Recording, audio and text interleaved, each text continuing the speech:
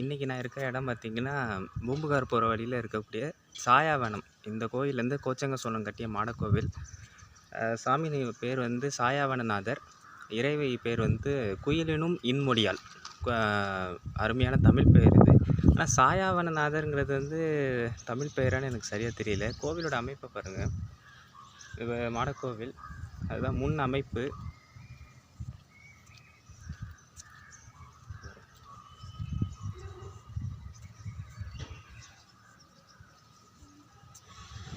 இதுதான் கோவிலோட முன் அமைப்பு. இப்படியும் போகலாம், இன்னொரு வழியும் இருக்குது. 2 வழியிலையும் போகலாம்.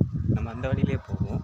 இந்த கோவிலில் சிறப்பு என்ன அப்படின்னா, இந்த கோவில் வந்து இயற்பகை நாயனார் அவதரித்த தலம்னும், இந்த கோவிலில் வந்து இயற்பகை நாயனாருக்கு வந்து இறைவன் காட்சி கொடுத்ததாக சொல்லப்படுது.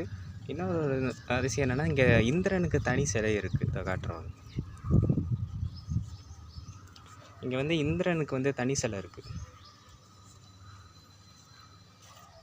இதுதான் இந்திரன், தேவேந்திரனுக்கு தனி சிலை. அதேமாதிரி இவங்க தான் இயற்பகை நாயனார். இயற்பகை நாயனார் கற்பினுக்கரசியார். இவங்க தான்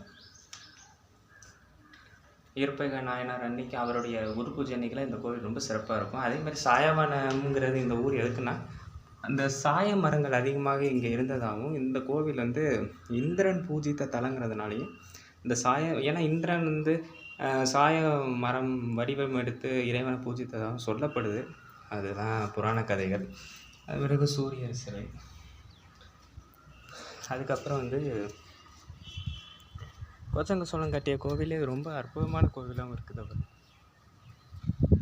இந்த கோவில் கிட்டத்தட்ட பார்த்திங்கன்னா, ஆக்கூர் அந்த மாடக்கோவில் காட்டின பார்த்திங்களா, அது உள்ளே போக முடியல. இந்த கோவில் இன்னொரு சிறப்பு சொல்ல மறந்துட்டேன். இந்த கோவிலில் வில்லேந்திய முருகர், நானும் இதுவரை 3 கோவிலில் வந்து வில்லேந்திய முருகர் பார்த்துட்டேன். அதில் இந்த கோவில் ரொம்ப சிறப்பாக இருக்குது. இந்த கோவிலில் ஒரு பக்கம் அமைப்பு வந்து பார்த்திங்கன்னா தேர் மாதிரி இருக்கும். தேர் மாதிரி இருக்குது பாருங்க. இந்த தேருக்கு கீழே வந்து ஒரு மாடு, இல்லை அந்த மாட்டோட அந்த கன்று மாதிரி ஒரு சிற்ப அமைப்பு அமைச்சிருக்காங்க. இது கிட்டத்தட்ட வந்து மனுநீதி சோழனுடைய சிற்பத்தை தான் குறிக்குதுன்னு நினைக்கிறேன். ஏன்னா தேர் வடிவம், ஆனால் ஒரு பக்கம் தான் அந்த தேர் வடிவம் அமைச்சிருக்காங்க, இன்னொரு பக்கம் தேர் வடிவம் இல்லை. அதனால் இது கண்டிப்பாக மனுநீதி சோழனுடைய அந்த கன்றுக்கு நீதி வழங்குற கதையை சொல்லுது. அதுக்கப்புறம் வந்து இங்கே பாருங்கள், இது வந்து இந்த மத்தளை மாதிரி அடிக்கிறது, இது இந்த ஊதுகுழல். இது நிறைய கோவில் சிலைகள், அது மாடக்கோவிலில் நிறைய பார்க்க முடியுது.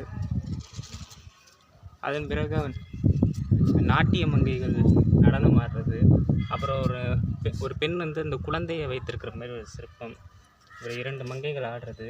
இது ஒரு வேளை வந்து மன்னராக இருக்கலாம், கோச்சங்கனா இருக்கலாம். ஏன்னா அந்த சடா முடியாதெல்லாம் கோச்சங்கனா தான் குறிக்குது.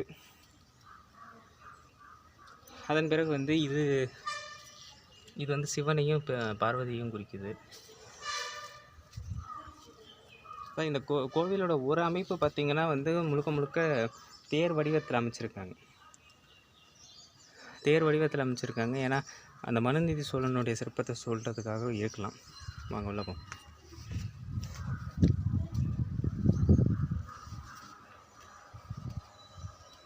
இவங்க தான் தாயார், குயிலினும் இன்மொழியாள். உள்ளே போகலாம். அதுக்கு முன்னாடி முருகனை காட்டுறேன்.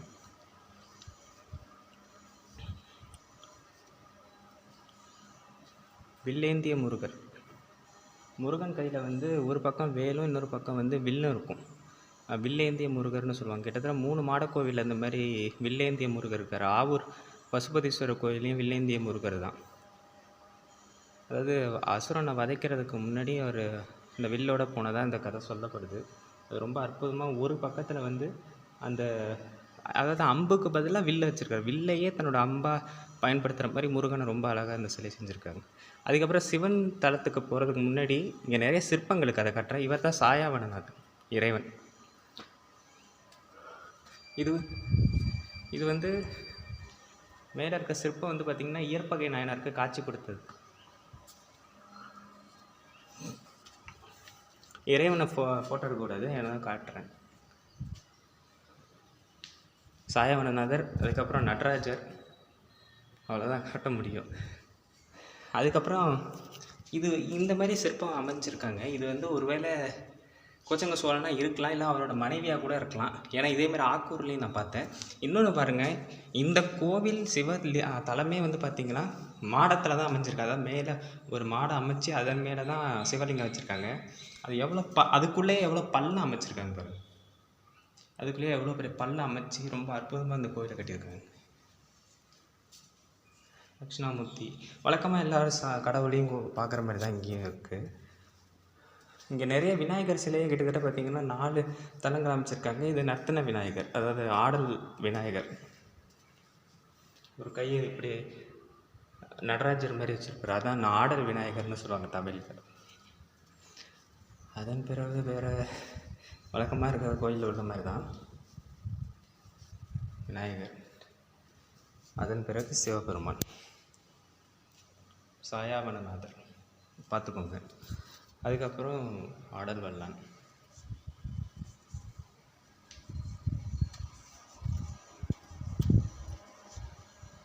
நல்லா பார்த்துக்கோங்க. இது வந்து கையில் வந்து வேல் வச்சுருக்காரு, கையில் வேலும் அந்த பக்கம் வந்து அம்பு வச்சுருக்காங்க. அதான் வில்லேந்திய முருகர் அப்படின்னு சொல்லுவாங்க. அடுத்து அம்பாள், இது வந்து குயிலினும் இன்மொழியாள்னு அம்பாள் பேர். ஆனால் அதுக்கு முன்னாடி ஒரு சிற்பம் உள்ளே இருக்குது, காட்டுறேன்.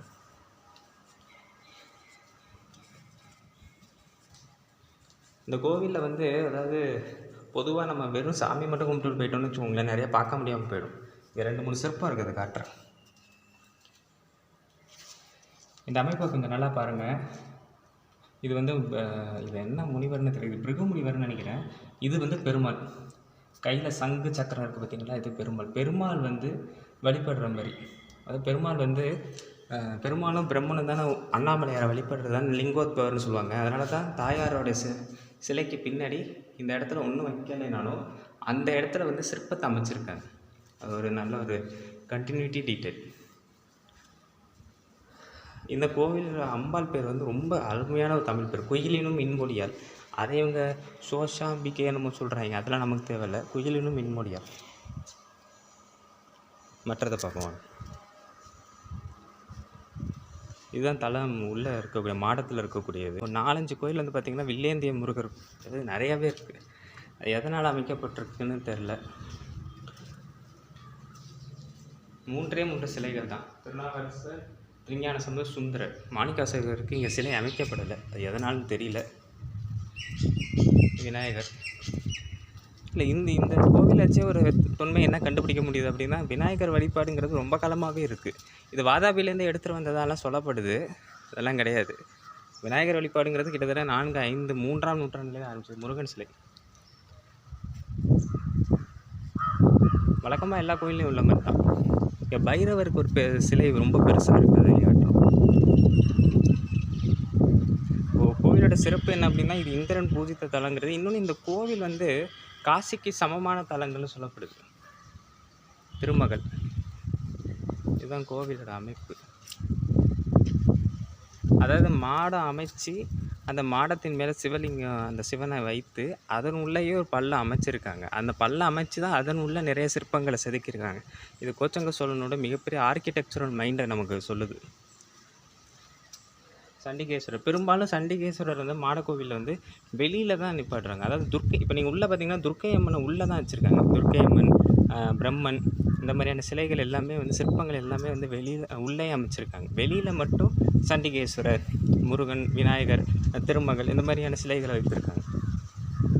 நிறைய இந்த கோவில் வந்து சில விதிகள் மாற்றப்பட்டிருந்தாலும் எல்லாமே முறையாக கையாளப்பட்டிருக்கு. இன்னொன்று சொல்லப்போனால், அந்த லிங்கோத்பவர் உள்ளே அமைச்சிருக்கிறதுக்கு நேராக தான் முருகன் அந்த வெளியில் இருக்க முருகனை அமைஞ்சிருக்கார். அந்தளவுக்கு அவங்க ரொம்ப ஸ்ட்ரக்சரலாக தான் அதை கட்டியிருக்காங்க.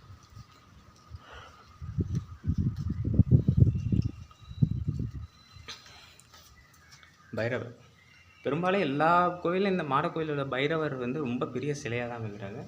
நவகிரகங்கள் வழக்கமாக உள்ள கோயில் மாதிரி இந்த நிறைய சிற்பங்கள் சொல்லப்படலைனாலும் கூட, ஆனால் இதுக்கான தொன்மையான கதை என்ன சொல்லப்படுது அப்படின்னா, இது காசிக்கு நிகரான தலங்கள்னு சொல்லுது. இதுதான் கோயிலோட அமைப்பு. இதுதான் கோவிலோட அமைப்பு. இதேமாதிரி நிறைய கோயில் இப்போ இதுக்கு பக்கத்துலேயே தலச்சங்காடுன்னு ஒரு ஊர் இருக்குது. அது இன்னொரு நாள் நான் காட்டுறேன். அது இதை விட பெரிய கோவில். ஆனால் இருக்கிற மாடக்கோவிலே ரொம்ப பெரிய மாடக்கோவில் எது சொல்கிறாங்கன்னா, திருநல்லூருங்கிற மாடக்கோவில் தான் பெரிய மாடக்கோவில்னு சொல்கிறாங்க. அதுக்கு ஒரு நாள் போகணும். ஆனால் வந்து இந்த கோவில் எதனால் சிறப்பு அப்படின்னா, இது வந்து காசிக்கு நிகரான தலங்கள்னு சொல்லப்படுது. இந்த துலா உற்சவம் அந்த மாதிரி மயிலாடுதுறையில் நடக்கும்போது இந்த ஊர்லேருந்தும் சாமி புறப்பட்டு எங்கள் மயிலாடுதுறைக்கு வரதா சொல்லப்படுறது. அந்தளவுக்கு ஒரு ஒரு புண்ணிய தலங்களில் இதுவும் ஒன்று. காசிக்கு நிகரான தலங்கள்னு சொல்லும்படி இது நம்ம ஏற்றுக்கணும். சாயாவனம், அப்புறம் திருமறைக்காடு, அதுக்கப்புறம் எங்கள் ஊர் மயிலாடுதுறை. ஏன்னா காசி சொன்னது அங்கேயும் இருக்கார். ஸோ அதனால் இந்த கோயில் தான்.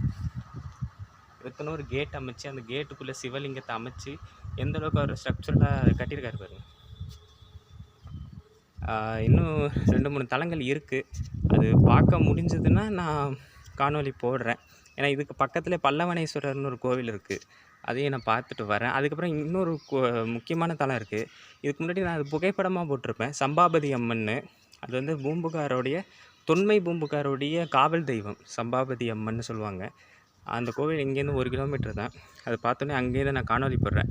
முடிஞ்சால் இந்த கோவில் நான் போனேன்னா காணொளி போடுறேன். நன்றி. இந்த தகவலை முக்கியமாக எல்லாருக்கும் பகிருங்க. ரொம்ப நன்றி.